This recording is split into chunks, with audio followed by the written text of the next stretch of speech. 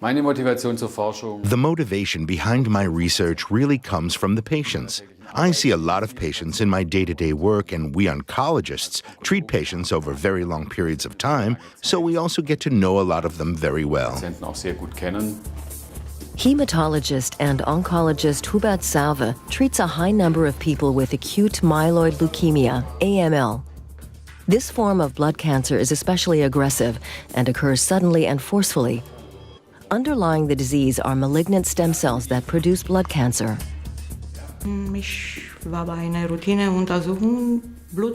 I was at a routine checkup, a blood test, and my primary care doctor told me that I was sick, that my blood results weren't so good.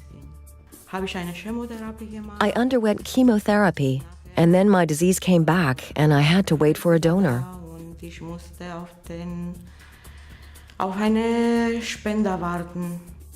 Relapses and side effects can complicate the treatment of leukemia.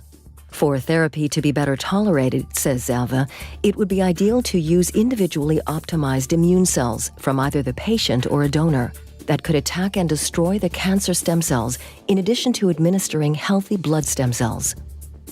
The immune cells that we gave this woman definitely do not help all leukemia patients in that situation. If we could strengthen these immune cells even more, that would of course give us hope that they would be markedly better able to remove leukemia cells, and there are various attempts to do just that.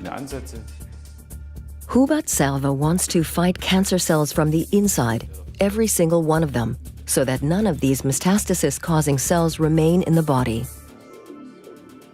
To do this, he wants to use the latest genome editing technique, Crispr-Cas, a new way to specifically program the genome of immune cells so that they can be used as an effective weapon against cancer stem cells. The idea sounds simple, but it's very complicated to implement. Salve and his teams want to genetically reprogram T cells, which are part of the body's own immune defense system, in such a way that they are able to recognize tumor cells by means of a particular protein on the cell surface, and then destroy them. To do this, scientists need to continue developing and researching the use of the CRISPR-Cas technique in immune cells. The CRISPR-Cas system consists of a protein and an RNA. If both of these elements are introduced into a cell, the RNA leads the protein straight to a particular site in the cell nucleus. There, the protein cuts this DNA strand with great precision, like a miniature pair of scissors.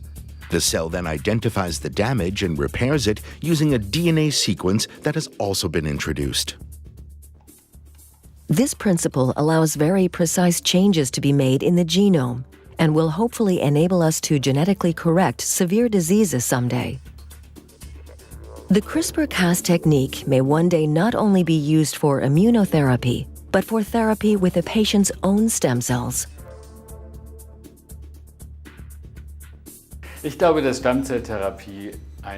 I believe that stem cell therapy has an outstanding future because it represents a very elegant way to treat patients individually, and because, in combination with immunotherapy, it really improves the chances of curing disease, also in the long term.